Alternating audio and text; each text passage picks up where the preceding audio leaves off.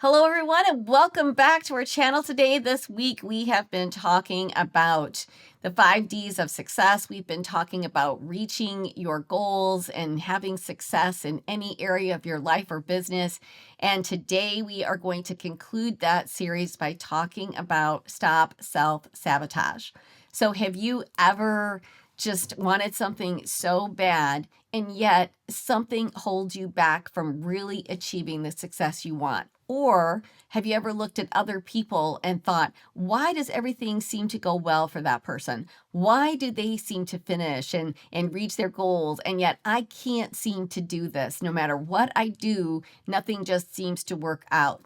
Is it because you are self-sabotaging your own success? So here's the deal in talking about self-sabotage. There are 5 core principles in this. They're like your Achilles heel. And every single one of us, these are 5 things that psychologists have identified that are the things that hold you back. And every single one of us has one, like the main one, that is the one that does it for us. And it's probably always going to deal with it. So can you really overcome self-doubt? No, the biggest, every one of us are going to have self-doubt and self-sabotage, right? So in self-doubt, how do you overcome that? Or how do you get through not having self-doubt? You don't. You learn to identify it quickly, because when you realize I'm doing it again, and when you realize what your Achilles heel is, that's going to allow you, the sooner you recognize you're doing it, the sooner you're going to stop yourself from doing it. That's where the magic is. It isn't in, oh, how do I quit doubting myself? Or how do I stop self-doubt?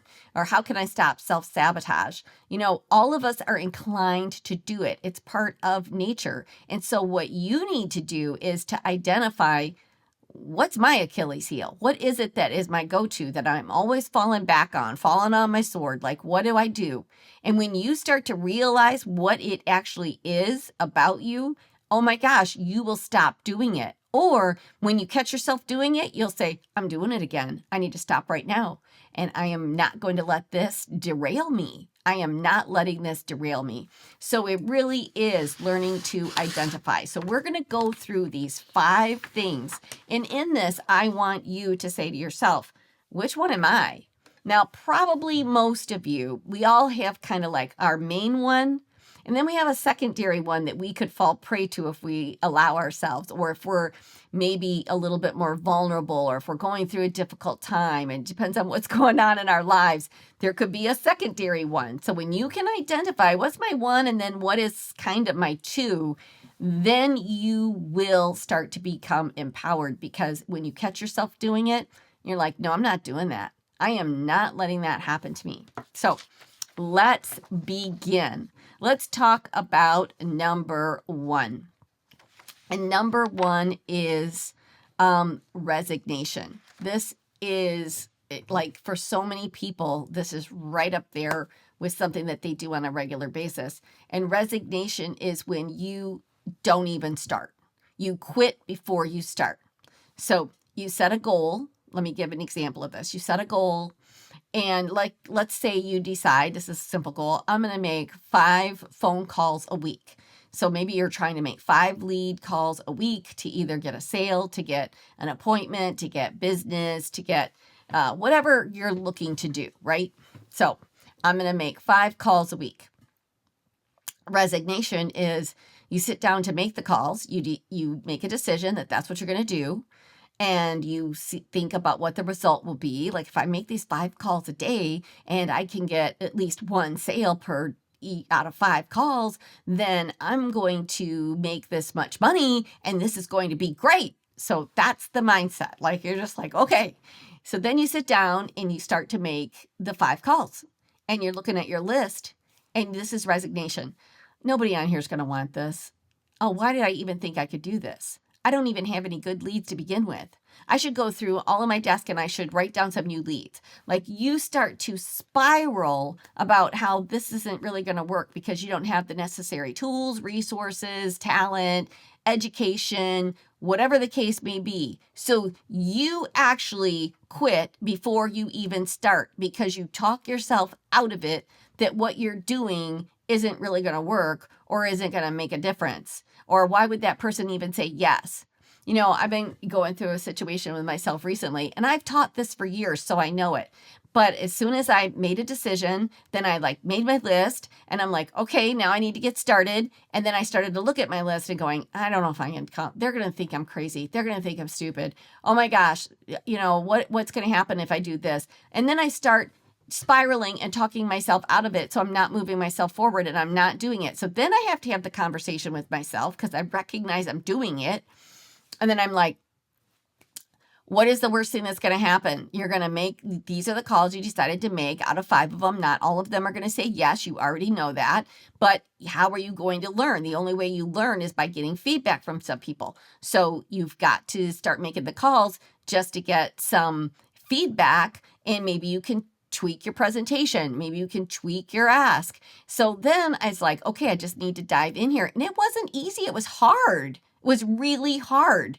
But as in doing it, I did. I got a couple. So out of 5 calls, I've gotten 2. I got one that was straight up, that's crazy. I got another one going, I don't know. Why would you want to do that? That's hard. Then I got 3. That's actually a pretty good idea. And one was like, that's really a pretty awesome idea. Good on you for thinking about that. So then you feel validated and you're empowered again. But when I first sat down and looked at the list, I started questioning myself on every single person I had written down on my list. That is resignation. And if you catch yourself doing this, you've got to put some things in place that says, I'm doing it again.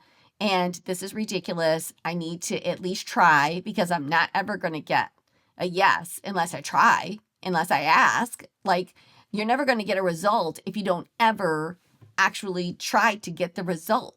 So a lot of people self-sabotage because they simply quit before they try, because they talk themselves completely out of it. Number 2 is settling. This is another thing that a lot of people do, and this is getting really close to your goal. You get almost there. You work really, really hard, and then you settle for less. You settle for wherever you're at. You're like, it's okay. I got really close. And then other people will go, yeah, you did good. They'll even encourage your behavior. So settling is when you get almost there. So if you catch yourself saying these words to yourself again, well, I did good, or you know what, I almost made it, and this is good because I'm way further ahead than I was. And that is something that you will talk yourself. Self-talk is the absolute, it could be the best of things and it could be the worst of things. Self-talk is the most important thing. Remember, the story you tell yourself is the one you will believe. So if you're telling yourself that it's okay that you got really close but you didn't make it, that it's all going to work out and it'll be fine and this will be good enough. It's the good enough factor. Well, this is good enough. So do you catch yourself always settling for good enough? It's good enough instead of reaching your actual goals. That's another area of self-sabotage. Number 3, and I'm going to share with you what my 2 are at the end. Number 3 is perfectionism/procrastination. So I don't think it's any going to be a surprise to you that when I really sat down and looked at all of these and it hit me for the first time, right smack in the face, is what stops my real crossing over the finish line of big success. And that is my level of perfectionism. Having to have all of my ducks in a row before I even get started, having to have everything perfect before I even, do any work at all. I've got to, for so many times in writing a book, I was like, okay, I need to know what the cover is going to look like. I have to have the chapter outlines. I have to have the descriptions. I've got to have what's my page count got to be. I would want to figure the entire book out before I would even start writing. And that paralyzed me for a number of years. So when I actually heard a training or a teaching on perfectionism is akin to or aligned with procrastination, I was like, what? Like, I'm not a procrastinator. Because to me, people that procrastinate are people that just stick their head in the sand and they just don't want to follow through. And, they just procrastinate and not get started, and they got to do a paper, and then they wait to the last minute, and then they put stress on everybody, not just themselves, but everybody around them. And there are people like this, like you probably work with people like this. And so I never was a big fan of procrastinators. But when I actually saw this, that perfectionism is akin to procrastination, I was like, oh my gosh, well, I don't want to be that. And then that helped me, honest to goodness, it helped me to catch myself going, everything doesn't have to be perfect to get started. Everything doesn't have to be figured out for me to just start working on this. I don't have to have A to Z figured out. I can just get myself from A to E and then, E on forward. Like, when I finally realized that that is what I do, and that is what has held me back in many situations year after year. Once I identified it, as soon as I catch myself doing it, I'm like, you're doing it again. Stop. Let's go. Nope, we're not doing this. We're not doing this today. You're going to get started and do this much today, no matter what. So that is number 3, is perfectionism and procrastination are really aligned with each other. Now, can they be separate? Can you have one without the other? Yeah, you can be a procrastinator and not necessarily be a perfectionist. There are some people that procrastination is their Achilles heel no matter what. And that is, there's fear. Most of the time it is fear, which is what causes procrastination. Another one is just you doubt yourself. You doubt your abilities. You doubt the outcome, which again is that perfectionism aligned in there. If it can't turn out perfect, I don't know that I want to start. I don't want to even let myself realize that I can't do it the way that I thought that I could. Because I have so many people that go, once I got started, I just did the whole thing in like 15 minutes, but they spent 2 weeks dreading writing this letter, dreading working on this essay, working on this project. Like, then once they started, it was like, what the world was my problem? And then they question, like, why did I go through that? Well, it's because you were worried about the outcome. And you thought, what if the outcome is like this? But you're not going to know what the outcome is going to be if you don't just start. So you put off starting, even though you know you've got to do it no matter what. You put it off because something inside you just says, I doubt my ability. I doubt that I'm going to be able to do this. I doubt that it's going to work out. Once I get started, I'm going to run into all these roadblocks. Then what do I do? So that it's better just to stick your head in the sand and not deal with it at all. So that's number 3. Number 4 is denial. And that is you realizing, like when we talked about making decisions, is like, well, you know what? Everything's okay. Everything's going to work itself out. Like, you know what? I'm sure that this is going to happen.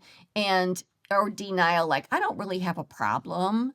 You know what? I do good with this. I can, like, we'll just use drinking for an example because I've seen lots of examples with this. I can have a drink now and again and it's not a problem. It's this denial that they won't face is, no, I have an issue and I need to just stop altogether. Same thing with spending, same thing with anything that could be that Achilles heel for you. So denial is not facing up to what is really truly in front of you and either saying it's all going to work out without you figuring out a solution. It is, I don't really have a problem with this and I'm fine. I can handle it. It's all going to be okay. It's good to have self-talk like that with yourself, but is that denial? Or is it you're actually being encouraging to yourself? And you should try to recognize which is it. And number 5 is the last one. And this sabotages an awful lot of people, and that is blame. They want to place blame on everybody else or every other situation up to why they can't be successful. This isn't going to work out for me because I don't have the necessary tools. I don't have as much money as somebody else might have. I don't have the connections. I don't have whatever, or it's really not fair because some people, this just is really easy for them. And so instead of owning whatever it is that they might need to do or why their circumstance might be different, they want to blame somebody else for why this is happening to them or why they can't get there or why, I was working really hard and then this happened and then I just said, well, forget it because, I can't get over that. So then they want to place that blame instead of trying to find a solution, instead of trying to navigate, instead of trying to pivot. So blame is another really big one. So I want to go through those with you one more time. Again, to stop self-sabotage, it is number one is resignation. So quitting before you even start. Number two is settling. So not crossing the finishing line and saying this is good enough. Number three is perfectionism. Everything has to be all right before I can get started. Or procrastination, where I'm just going to stick my head in the sand and I'm not going to do this and I'm going to put it off till it becomes a crisis. That's self-sabotage. Number four is denial. Like, I don't have to worry about this, or it's all going to work out, or I don't have a problem. You know what? This is just the way that it is. And this is the way it's going to be. It's the denial of your situation. And five is blaming your situation on somebody else or some other situation or something you don't have or something that isn't fair or something that never seems to work out. This never seems to work out. Well, you can't blame anybody. You got to say, well, why? Which piece of this am I not doing? So when you can identify, so I want all of you as you're listening to this, what's your number one? My number one for sure was perfectionism and procrastination, like that two combo there, right? Because if I was going to clean my closet out, I could not clean one shelf or one drawer. I had to have time to pull everything I owned out of my closet, reorg it. And so I would know I don't have 2 days or 3 days to do this. So I'll just wait. And then my closet would stay a mess. So I have learned, no, I'm just going to do one shelf today. I'm just going to clean one drawer today. If I don't have time to clean my entire kitchen or like baseboards of the whole house, somebody said, I just spend a whole day cleaning all my baseboards. Well, I don't have time to do that, but I can take one room and say, I'm going to clean the baseboards in this room today.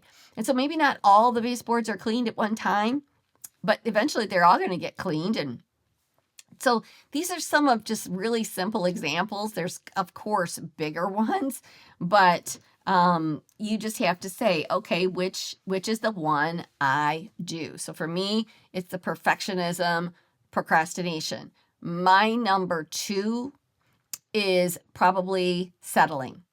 Now, I oftentimes, I don't do that on the big things, but sometimes I will do that on the smaller things. Or sometimes I do it when I just get tired. And so it's not a big one for me, but depending on what my situation is in, depending on my frame of mind, depending on circumstances, I will let that creep in. So I know that that's my number two, depending on my situation.